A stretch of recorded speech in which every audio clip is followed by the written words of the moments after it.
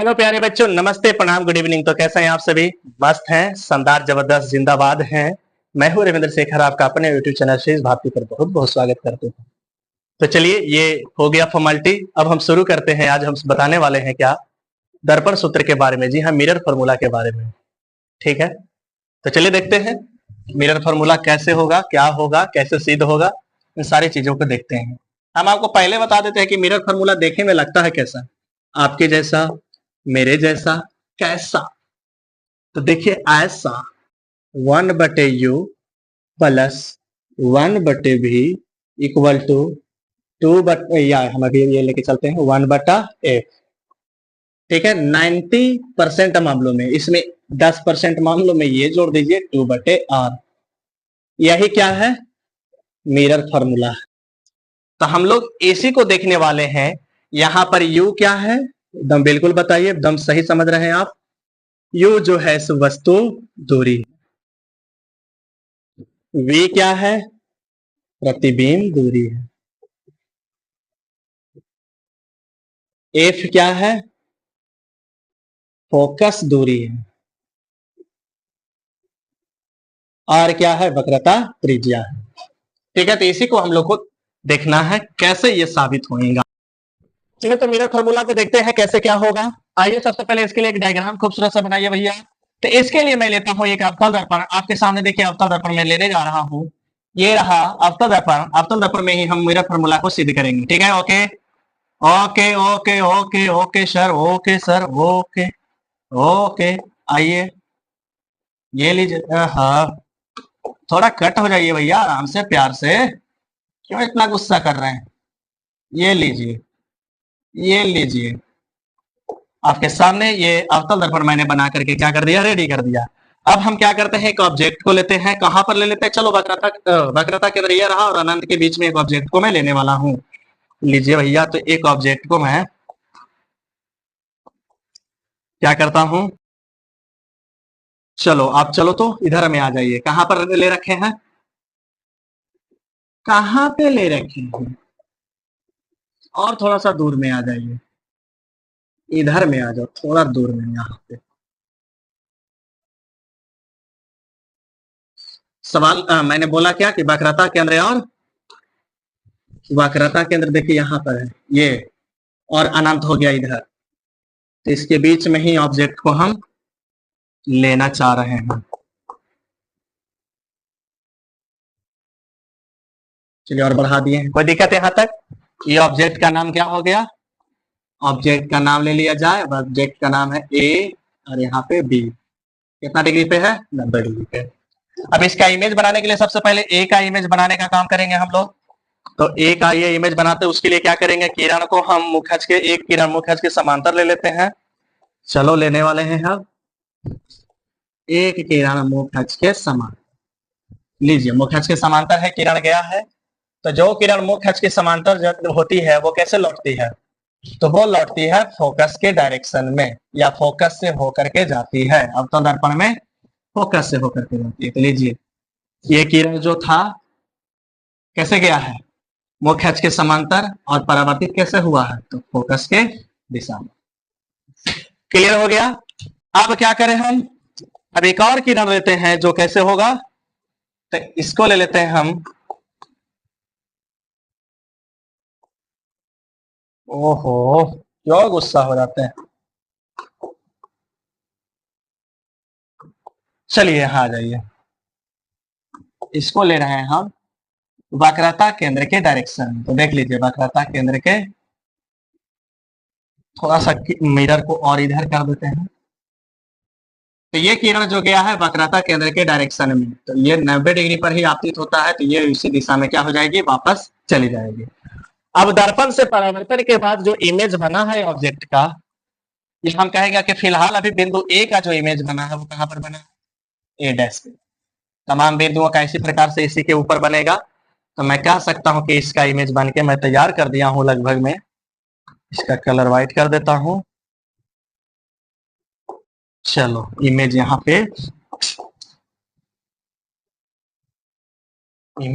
पे बनने वाला है।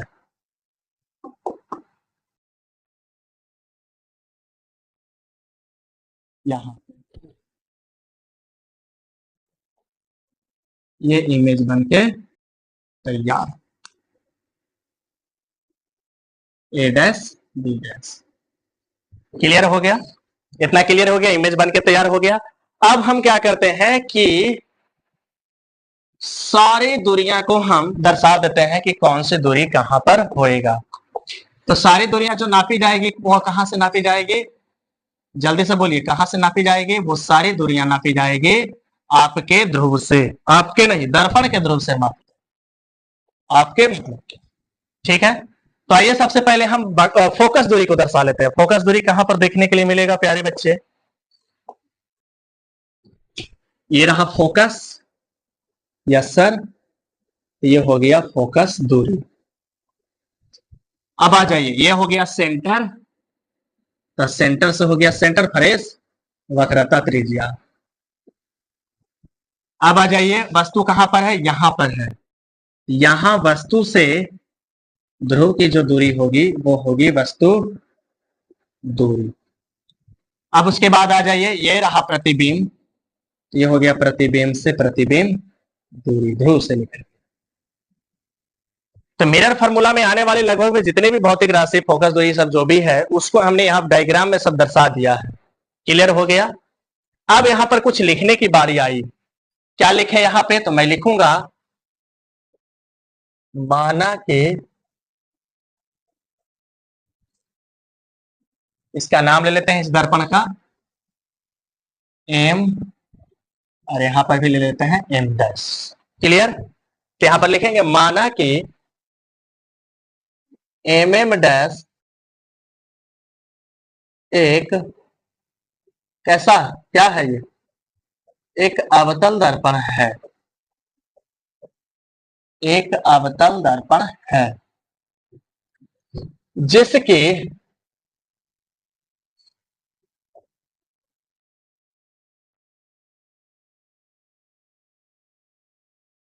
वक्रता त्रिज्या कितना है? ब्रैकेट में एक चीज और लिख देते हैं, तथा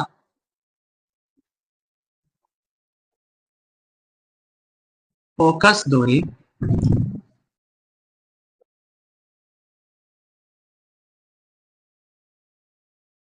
बराबर ए, है ना? तो वक्रता त्रिज्या आर है। ठीक है, इसके सामने, इसके सामने कहां पे? तो इसके सामने अनंत और अनंत और कहां पे? तो वक्रता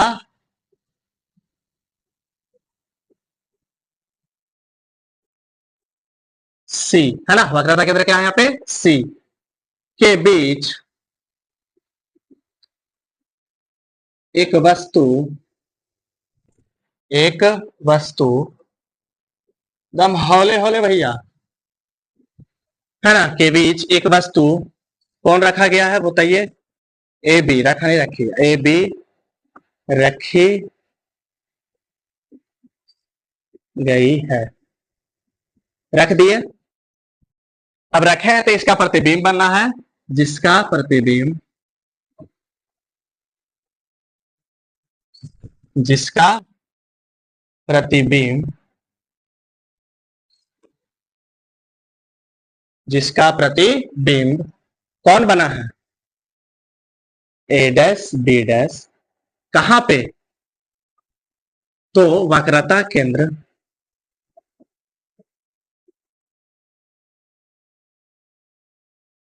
वक्रता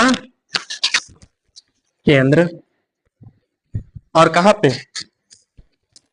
वक्रता केंद्र और कहां पे? तो फोकस के बीच।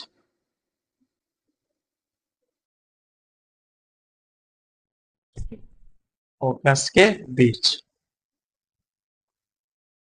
है ना?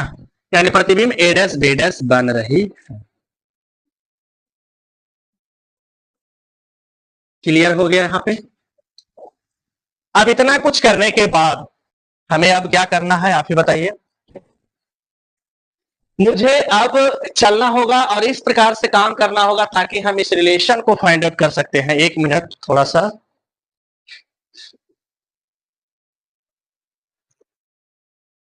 चलिए, तो मुझे इस प्रकार से करना होगा ताकि ये सारी दूरियां उसमें क्या हो जाए, इंक्लूड हो जाए। हमें इस प्रकार से काम करना होगा। अब यहां पर देखिए, अगर आप थोड़ा सा भी विचार करिएगा तो देखिएगा इसमें कुछ त्रिभुज वगैरह बन रहा है, ठीक है। और त्रिभुज वगैरह बन रहा है तो उसी त्रिभुज की सहायता से हम ये सारी दूरियां को क्या करेंगे, लाएंगे। क्लियर हो गया। अब इसमें हम आपको जो बताने वाले, थोड़ा सा खाली बेसिक देख लीजिए कि अगर ये क्या है, अगर यह त्रिभुज जो है एक समकोण त्रिभुज है। क्लियर हो गया। अगर हम इस एंगल को थीटा मानते हुए बोले तो इस थीटा के सामने ये क्या हो जाएगा, बिल्कुल लंब हो जाएगा। ये क्या हो जाएगा, आधार हो जाएगा। तो इसमें लंब और आधार के सहायता से, जो कि tan थीटा, थोड़ा सा ट्रिग्नोमेट्री इसमें हम इंक्लूड करेंगे। कहेंगे कि tan थीटा क्या होता है, तो आप बिल्कुल बोलेंगे सर लंब बटा क्या होता है, आधार होता है। ठीक है। तो इसी के सहायता से हम मिरर फार्मूला को क्या करने वाले हैं, सिद्ध करने वाले हैं। क्योंकि इसमें एक चीज और जरूरत पड़ने वाला है, तो आइए उसको भी हम यहाँ पे दर्शा देते हैं, और वो है रचना। क्या है, रचना। तो यहां से एक काम आपको और करना होगा, रचना करना होगा। और रचना में आपको कुछ ज्यादा खास नहीं करना है। आपको ये वाला बिंदु देख रहे हैं, यहाँ पर एक बिंदु ले लेते हैं। क्या नाम ले लेते हैं, क्यू ले लेते हैं, क्यू। यहाँ पर इस बिंदु का नाम ले लेते हैं क्यू। और यहाँ क्यू से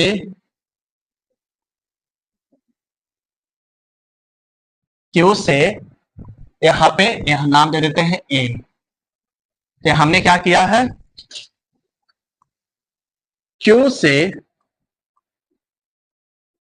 क्यूएन लंब किस पर डाले, तो मुख्य एच पीसी डाले, पीसी पर डाले। क्लियर हो गया, क्लियर हो गया।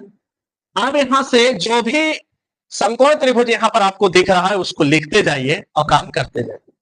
क्या करना है सर, तो सबसे पहले क्या करिए कि पहले समकोण त्रिभुज,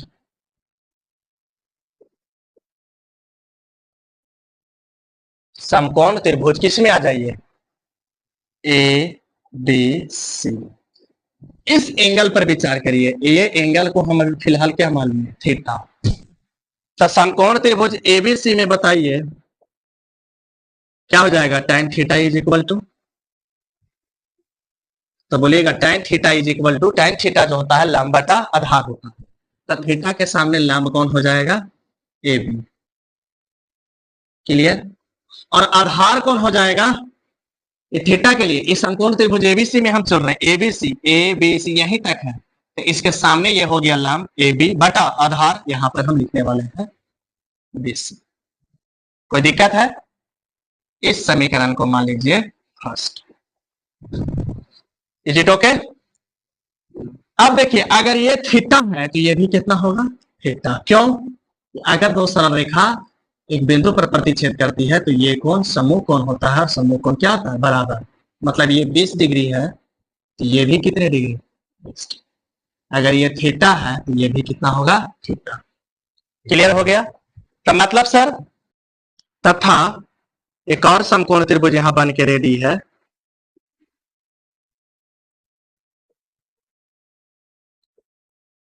कौन सा, ए डैश बी डैश सी। दम आंख बंद करके लीजिए, जो जो त्रिभुज अभी हम बोल रहे हैं, ए डैश बी डैश सी में। यहाँ tan थीटा बराबर क्या हो जाएगा, तो यहाँ भी tan थीटा निकाले तो tan थीटा बराबर हो जाएगा लंब ए डैश बी डैश, इस थीटा के सामने ये त्रिभुज देखिए, यहाँ से ऐसे, यहाँ ए डैश और यहाँ बी डैश और यहाँ ये थीटा। तो थीटा के सामने ये क्या हो गया, लंब। तो लंब यहाँ पर हो जाएगा ए डैश बी डैश और बटा आधार ये वाला यानी सी, यानी कि यहाँ पे था बी डैश, तो हो जाएगा बी डैश सी। तो क्या करें सर, थोड़ा सा ऊपर लेकर चलते हैं, और ऊपर। क्लियर। अब यहां से थोड़ा सा आगे बढ़ाइए, तो ये भी tan थीटा और ये भी क्या है, tan थीटा। तो यहां से क्या करेंगे, दोनों का एलएचएस सेम है तो आरएचएस को भी क्या कर देते हैं, सेम कर दे।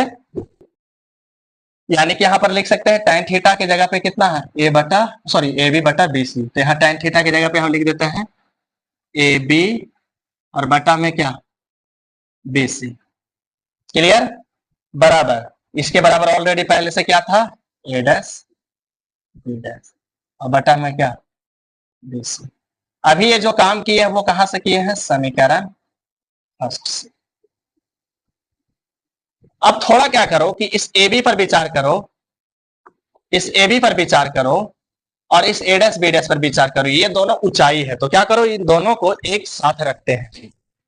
चलिए आप थोड़ा सा मैं इस फिगर को इधर की तरफ कर दिया। क्या करें सर, क्या करें सर, क्या करें, या इसी को आगे बढ़ाइए और लिखिए क्या कि यहां पर क्या था, देखिए ए बी बटा बी सी। तो ए डैश बी डैश को यहां लेके चले जाते हैं ए बी के पास, बी सी के पास। तो A B upon A dash B dash clear हो गया। और बी सी को यहां लेकर के चले आइए और बी क्या था, थोड़ा सा कहीं पे मिस्टेक हुई है क्या, बी सी यहां पर ये हो जाता बी डैश। तो चलिए यहां पर बी डैश, थोड़ा सा भी मिस्टेक नहीं होना चाहिए नाम लेने में, बिंदुओं का नाम लेने में, लोकेशन को दिखाने में। तो इतना क्लियर है। अब देख लीजिए, तो क्रॉस मल्टीप्लीकेशन करें तो ए बी गुने B dash C, A B गुने बी डैश सी हो जाता है और ए डैश बी डैश गुने बी सी, यानी कि सही किया हुआ। अब इसको मान लो यहां समीकरण सही। अब आगे बढ़िए, ठीक है, आगे बढ़ा जाए। अब हम क्या करें, अब हम क्या करें, अब हम कौन सा त्रिभुज ले कि हमारा काम बने। तो देखिए ये वाला त्रिभुज देख रहे थे, अब इधर आ जाओ, ये एंगल आप देख पा रहे हैं, इस एंगल को मैं लिख देता हूं थीटा डैश। क्लियर हो गया, क्यों लिखा हूं थीटा डैश, पता नहीं ये एंगल चेंज हो गया होगा तो मैंने यहां पर लिख दिया है थीटा डैश। तो अब हम क्या करते हैं कि उसी प्रकार से चलते हैं समकोण त्रिभुज किसमें, समकोण त्रिभुज ए डैश बी डैश एफ। ठीक है, एक मिनट थोड़ा सा, इस समकोण त्रिभुज में चलते हैं ए डैश बी डैश एफ में। क्या चलते हैं तो tan थीटा निकालते हैं। तो tan थीटा हम लोग क्या जानते हैं, लंब बटा आधार, लंब अपॉन आधार। तो इस थीटा डैश के सामने, थीटा डैश के सामने ये ए डैश बी डैश क्या हो जाएगा, लंब हो जाएगा। तो मैं यहां पे लिख देता हूं लंब ए डैश बी डैश और बटा आधार क्या हो जाएगा, बी डैश एफ हो जाएगा। क्लियर, इसको समीकरण क्या मान लेते हैं फिलहाल थर्ड। अब आइए आगे, जो हमने रचना किया था उसके हिसाब से एक समकोण त्रिभुज बन के तैयार है, समकोण त्रिभुज बन के तैयार है क्यू एन एफ।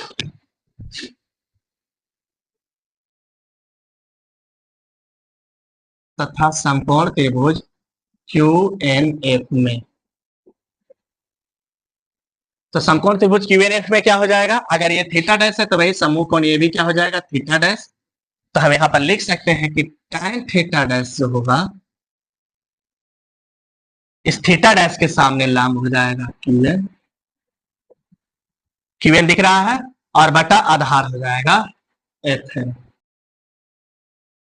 क्लियर, क्या हो जाएगा एफ एन। इतना क्लियर है, इतना क्लियर है। यहीं पे थोड़ा सा और आगे बढ़ जाते हैं। यहाँ करा tan थीटा डैश इतना है, तो tan थीटा डैश अगर इतना है तो इतना के जगह पे, यानी tan थीटा डैश के जगह पे हम लिख देते हैं ए डैश बी डैश और बटा में अपॉन में बी डैश। क्लियर, लिख दिए, बराबर क्या हो जाएगा, ये जो अभी ऑलरेडी पहले से था इसमें क्यू एन बटा में एफ। ठीक है, अभी जो काम किए वो कहां से किए हैं, समीकरण कहां से, थर्ड से। चलिए अब क्या करें मेरे प्यारे बच्चे, ए डैश बी डैश। अच्छा इसी के जैसा कोई और हाइट नहीं आ रहा लेकिन आएगा, थोड़ा सा खाली सोचिए। ए डैश बी डैश बटे B dash F is equal to यानी बराबर क्यूएन। आप देख रहे हैं क्यूएन, यही है ना क्यूएन। ये क्यूएन क्या है, इस रेखा और ये रेखा ये दोनों समांतर है और इन्हीं दोनों समांतर रेखाओं के बीच का ये चूंकि लंब डाले थे ना, तो ये हो गया क्यूएन लंबिक दूरी यानी लंबवत दूरी। तो दो समांतर रेखाओं के बीच लंबवत दूरी हर जगह क्या होगा, बराबर। यानी कि यहां लिखेंगे तो ये भी क्यूएन, ये भी क्यूएन, ये भी क्यूएन, ये भी क्यूएन, ये भी क्यूएन, यहां पर भी क्या हो जाएगा क्यूएन। माने कि हम ए बी बराबर क्यूएन लिख सकते हैं। तो यहां पर हम लिखते हैं क्या, क्यूएन के जगह पे हमने लिख दिया ए बी। ये काम क्यों किए हैं, चूंकि ए क्यू समांतर क्या था, ये मुख्य अक्ष को अक्सर क्या लिखते हैं, पीसी। इसी लंबवत दूरी सब जगह क्या होता है, बराबर। यहीं पर लिख दीजिए, इसीलिए क्यूएन इज इक्वल टू ए। इतना क्लियर है। अब हम क्या करें, तो इसी प्रकार से एक इक्वेशन यहां पर बनाते हैं, यहां पर इसके जैसा। तो चलिए ए बी लेना चाह रहे हैं ना, तो इसको ही पहले शुरू करते हैं ए बी, और यहां पर नीचे क्या होना चाहिए, A dash B dash. A B के नीचे क्या होना चाहिए, ए डैश बी डैश। तो चलिए इसको यहां लेकर के चले आए, तो एफ एन को यहां लेकर चले आओ, मतलब हो जाएगा एफ एन बटा अपॉन यानी बी डैश एफ। इसको मान लिया जाए समीकरण 4। अब क्या करें सर, तो अब समीकरण थर्ड है, ये कहा गया, हाँ सेकेंड, यहां पर आइए। तो अब देखिए समीकरण कौन सा, सेकेंड। और 4 को ध्यान से जब देखिएगा, समीकरण सेकेंड और 4 को यानी 4 को ध्यान से देखिएगा, तो इसका एलएचएस ए बी बटा ए डैश बी डैश, इसका भी एलएचएस ए बी बटा ए डैश बी डैश। तो अगर इन दोनों समीकरणों का एलएचएस इक्वल है तो आरएचएस भी क्या होगा, इक्वल होगा। समझ में आ रहा है मैं क्या कह रहा हूं, मैं ये कह रहा हूं कि इसका आरएचएस जो है वो है बीसी बटा बी डैश सी, और इसका जो आरएचएस है वो है F N upon B dash F. Clear, मैं ये कहना चाह रहा था। क्लियर हो गया, इतना क्लियर हो गया। आगे बढ़े, इस इक्वेशन को और आगे बढ़ाएं। अब बात यह है कि सर इतना करने से हमें क्या फायदा, इतना करने से हमें क्या फायदा, तो देखते हैं, डायग्राम को हम देखते चलेंगे तो समझ में आएगा। बीसी, तो बीसी अभी यहां पर किसी प्रकार की कोई डिस्टेंस नहीं है, तो ऐसा करते हैं बी सी और सी को बढ़ा के कर देते हैं यहां पर पी, तो हो जाएगा बीपी। तो बढ़ा के कितना किए, सीपी। तो इस पूरे बीपी में से, सर बीपी क्यों, तो बीपी यहां क्या है, वक्रता त्रिज्या है। ध्रुव से यहाँ पे नहीं, वस्तु दूरी है, वक्रता त्रिज्या क्यों, यहाँ वस्तु है, तो ये वस्तु से यहां पर आ जाइए ध्रुव पर, तो ये हो जाएगा यहां पर क्या, वस्तु दूरी। तो इसलिए मुझे फायदा हो रहा है कि मैं ऐसा करूं कि बीसी को लिख देता हूं बीपी, बीसी यही है ना, इस बीसी को मैं क्या कर रहा हूं, इस पूरे बीपी में से इतना पीसी को हटा देंगे तो इतना बच जाएगा ना, मतलब कि मैं बीपी में से पीसी को क्या कर रहा हूं, घटा रहा हूं। तो यहां फायदा हुआ, यहां पर वस्तु दूरी आना शुरू हो गया है और फिर उसके बाद पीसी यानी वक्रता त्रिज्या आना शुरू हो गया है। अब सर मैं क्या करूं यहाँ पे, अब क्या करो, बटा में बी डैश सी है, तो बी डैश सी, तो इसी हिसाब से क्या करो, पूरा पीसी में से, पूरा पीसी में से अगर हम घटा दें कितना, पीबी डैश,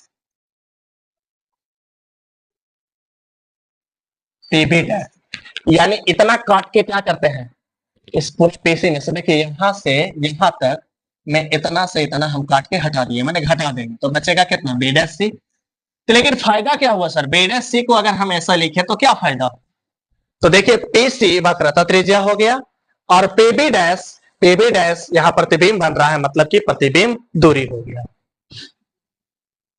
अब आ जाइए एफ एन, अब एफ एन को क्या लिखे? तो अगर ऐसा होता कि एन जो है यहां आ जाता, कहां पे? एन अगर पी पर आ जाता तो काम हो जाता। तो मैं ऐसा कह रहा हूं कि अभी फिलहाल तुम क्या करो, एफ एन को छोड़ दो। छोड़ दिए, छोड़ दिए, बी डैश एफ पर विचार करो। तब बी डैश एफ यही है ना, बी डैश एफ यहां से यहां तक। तो क्या करते हैं, पूरा पीबी डैश में से, पूरा पीबी डैश में से, पूरा पीबी डैश में से हम घटा देते हैं कितना? पूरा पीबी डैश में से घटा देते हैं पीएफ, है ना। पूरा इतना में से इतना को हम काट के क्या करते हैं, हटा देते हैं। मतलब कितना काट के हटा देते हैं? तो पीएफ को काट के हटा देते हैं। इतना करने से क्या आ जाएगा, बी डैश एफ। लेकिन फिर समस्या अब कहां पे फंस रहा है, वही जो हमने अभी अभी कहा,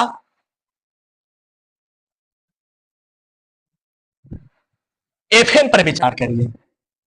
अब क्या करें हम, यदि दर्पण का द्वारक, दर्पण का द्वारक, आइए देखिए यहां पे दर्पण का द्वारक, यही है ना दर्पण, इसका द्वारक इतना है। अगर ये और क्या होता, बड़ा होता, या हम ये कह सकते हैं कि अगर इसकी वक्रता अगर और कम होती, द्वारक बड़ा वक्रता कम होती, तो इसका मतलब क्या हो गया, इसका मतलब ये हो गया कि अगर हम इसको ऐसे पकड़ कर ऐसे पकड़ के ऐसे खींचे, तो ये अगर इसको हम ऐसे लटका दिए हैं कोई एक रस्सी या एक धागा के सहायता से, तो इसको जितना ऐसे क्या करेंगे, खींचेंगे, तो ये धीरे धीरे कहाँ आएगा, बिंदु पी के नजदीक आएगा। ऐसे सिकुड़ाएंगे तो ये क्या होगा, इतना ही दूर जाएगा। तो हम ये कह रहे हैं कि दर्पण का द्वारक जितना बड़ा होता, बिंदु एन पी के उतना ही क्या होता, नजदीक होता। तो आइए यहां पर लिखते हैं क्या, अब यदि दर्पण का द्वारक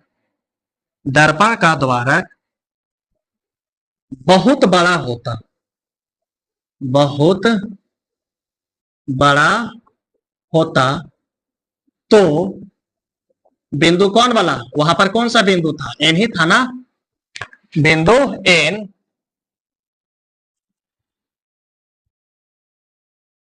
ध्रुवी के काफी नजदीक होता। तब नजदीक होता तो इससे हमारा क्या मतलब होता, इसलिए हम कह सकते हैं कि अगर हम एफ एन का बात किए हैं, तो ये लगभग में किसके बराबर थे, एन को क्या लेने के लिए बोले हैं, एन किसके नजदीक हो गया, पी के नजदीक। मतलब कि हम कह सकते हैं कि एफ एन जो है से लगभग एफ पी के क्या होता, बराबर होता।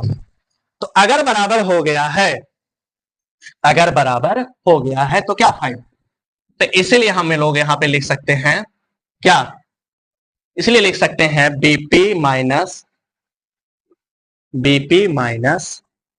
पीसी, या एक मिनट भैया इसका जरूरत पड़ने वाला है हमको, तो मैं यहीं पर लिख सकता हूं। इसीलिए बीपी तो बीपी है, उस सबको छोड़ दीजिए, दम चुपचाप से आगे बढ़ते जाइए। जहां पे एन डिस्टर्ब कर रहा था उसको मैं करूंगा, PC minus PB dash is equal to F N, F N की जगह पे क्या लिख देते हैं अब, एफ पी, और बटा में पीबी डैश और माइनस में पी ए। इतना हो गया, इतना हो गया। अब हम क्या करते हैं हम लोग, अब हम लोग चलते हैं अब चिन्ह परिपाटी से, चिन्ह परिपाटी के अनुसार प्लस माइनस लेते हुए कौन सी दूरी क्या होने वाला है, वही सब हम लोग निर्धारित करने वाले हैं। तो यहां से आ रहा है कौन कौन, बीपी आ रहा है, बीपी किसी न किसी प्रकार की दूरी है। फिर आ जाइए बीपी हो गया, फिर उसके बाद है बाबू पीसी, है ना। उसके बाद आ जाइए BP PC PB dash, PB dash हो गया एफ पी।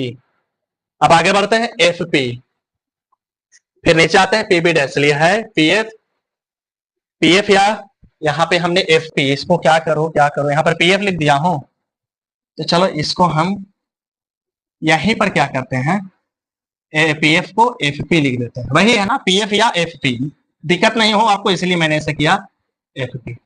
हाँ, तो अभी अभी हमने कहा, क्या कहा, एफ पी, क्लियर। बीपी हो गया, पीसी हो गया, अच्छी बात है, यहां से पीसी चलिए है इंक्लूड है, पीबी डैश इंक्लूड है, बच गया कौन, एफपी। एफपी क्या होगा उस पर भी देख लेते हैं। अब चलते हैं कहां, तो हम लोग चलते हैं अब इस चिन्ह परिपाटी में, इस फिगर में, डायग्राम में ध्यान से देखिएगा। बी पी वस्तु दूरी है। अब ये जो वस्तु दूरी होगी वो क्या होगी, पॉजिटिव या निगेटिव। तो वस्तु दूरी ध्रुव से इधर है तो ये हो जाएगा निगेटिव। अब आ जाइए वक्रता त्रिज्या, पीसी। पीसी वक्रता त्रिज्या है तो ये माइनस में क्या हो जाएगा, आर, या इसी को आगे बढ़ा के लिख सकते हैं माइनस में 2f।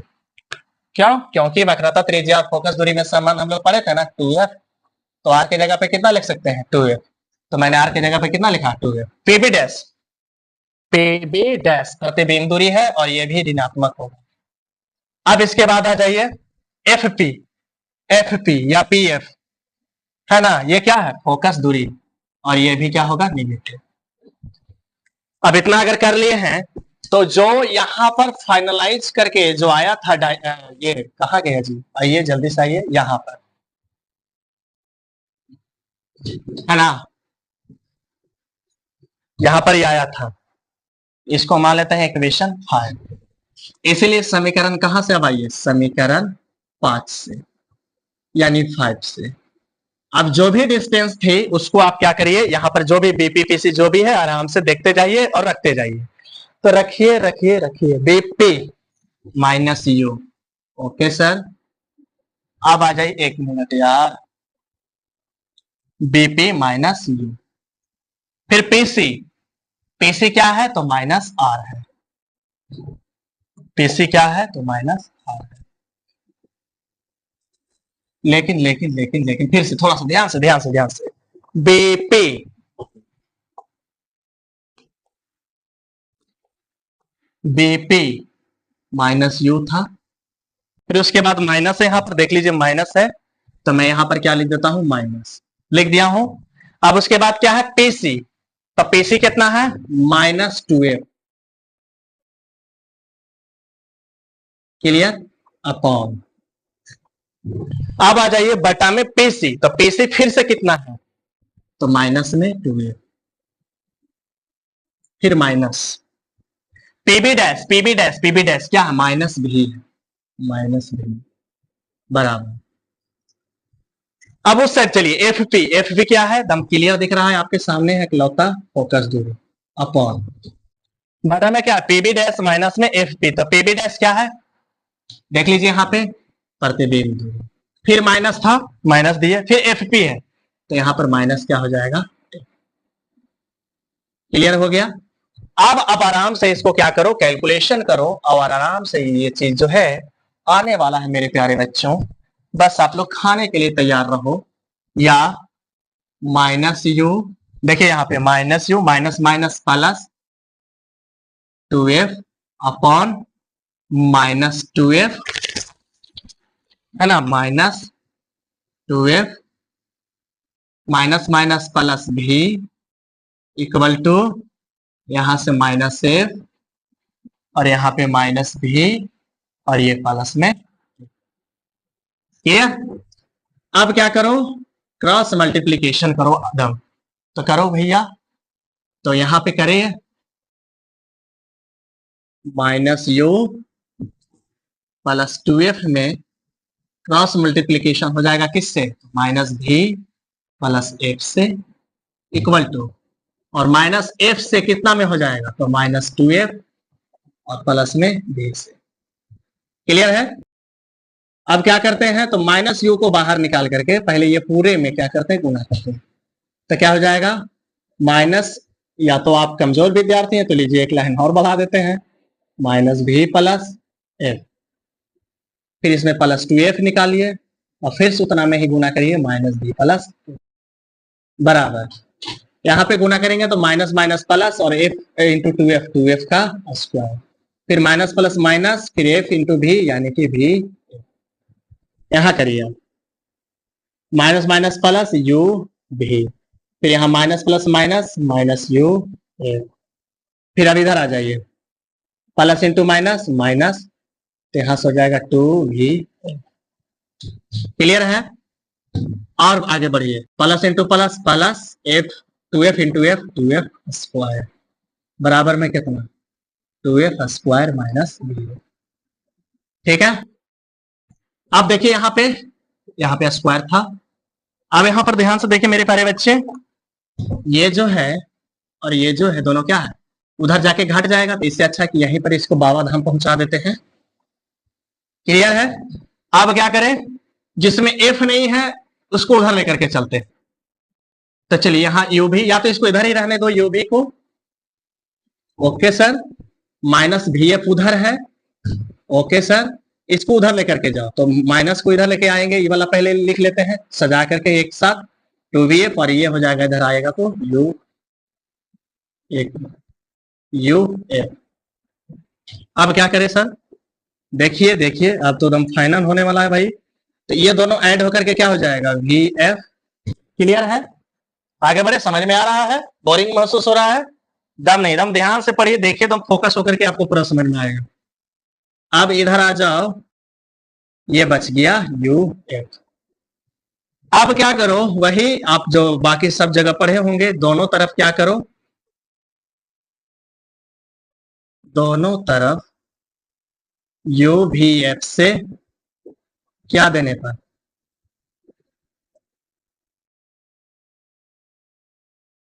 भाग देने पर, तो भाग दिया जाए तो हो जाएगा you V upon U V F बराबर, इधर में भी क्या करते हैं, यू भी एफ से भाग देते हैं, और यू एफ में भी, दोनों तरफ भाग देने का मतलब ये ना होगा प्यारे बच्चे, यू भी। ठीक है, अब क्या होगा यहाँ पे, यू भी से यू भी खत्म, यू से यू खत्म, और एफ से एफ खत्म, है ना? समझ में आ रहा है? एक मिनट आपको और अच्छे से बताते हैं। यहाँ पे एफ से एफ खत्म, फिर अब आ जाओ यहाँ पे, यू से यू खत्म और एफ से एफ खत्म, तो बचा कितना, तो यहां से बचा 1/f, और यहां से बचा 1/v प्लस, क्या कुछ दिक्कत हुआ है क्या? कहीं ना कहीं तो मिस्टेक हुआ है भैया, यहाँ यूएफ ईएफ कैसे, यहाँ पर वी एफ ना होता, वी एफ यहाँ से कौन खत्म होगा, ओहो थोड़ा सा मिस्टेक हो गया है, कोई नहीं, इसको तुरंत कर देते हैं, U V upon U V F equal to U F upon U V F, और प्लस में क्या, यू एफ अपॉन, फिर वही बात वी एफ है ना, अपॉन यू भी एफ, है ना?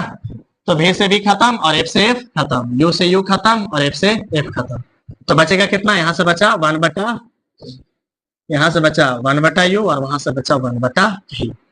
तो आपके सामने देख रहे होंगे मिरर फार्मूला आ चुका है, काफी मेहनत के बाद आया है ये वाला फार्मूला। अब हम क्या करते हैं, थोड़ा सा और आगे बढ़ाते हैं, इसको या में करके ये भी लिख सकते हैं हम लोग। कहेगा ना सर ऐसे नहीं था, तो ऐसे नहीं था तो इसको इधर कर दीजिए, क्या दिक्कत है, या मैं ऐसे कह सकता हूँ, लिख ही देते हैं, लोग खुश रहो तुम, 1/u plus 1/f is equal to 1/v is equal to 1/f।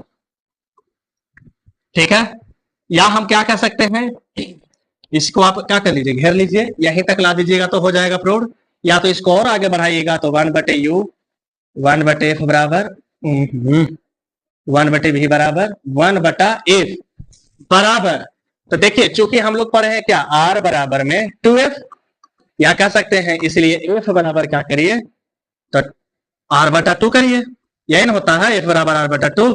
तो अगर इस f के जगह पे, जो कि 1/f के फॉर्म में है, तो अगर हम रखेंगे यहाँ f की जगह, तो कितना रखेंगे, r/2 रखेंगे, तो r/2 रखेंगे तो 2 चल जाएगा ऊपर, और यहाँ आ जाएगा नीचे, मतलब यहाँ से 2 ऊपर और r नीचे, तो ये कंप्लीट क्या हो गया, तो ये कंप्लीट जो है मिरर फार्मूला है, आपके सामने दिख रहा होगा, ये कंप्लीट मिरर फार्मूला है।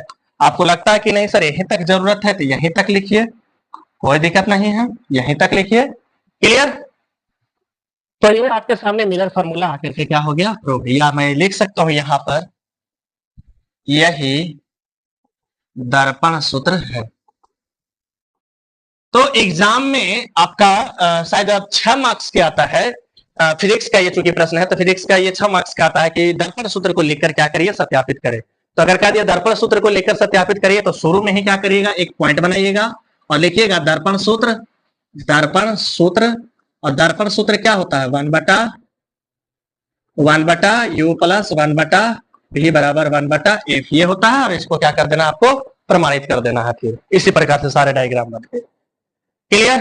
तो कैसा लगा ये वाला वीडियो लेक्चर? उम्मीद करते हैं काफी अच्छा लगा होगा, कि काफी हमने एकदम शुरू से लेकर के लास्ट तक एकदम बारीकी से आपको एकदम टर्म बाय टर्म आपको समझाया है। इसमें हमने कई टीचर्स जो होते हैं, कई लोग जो होते हैं, या आप जो होते हैं, क्या करता है कि ये मैंने कि त्रिभुज को समरूप करके और वहां पर कंडीशन को, संबंध को लाया जाता है। हमने क्या किया, इसमें ट्रिगोनोमेट्री को सहारा लिया। ठीक है, तो मिलते हैं अगले वीडियो लेक्चर में, तब तक के लिए ओके, टाटा बाय, जय हिंद।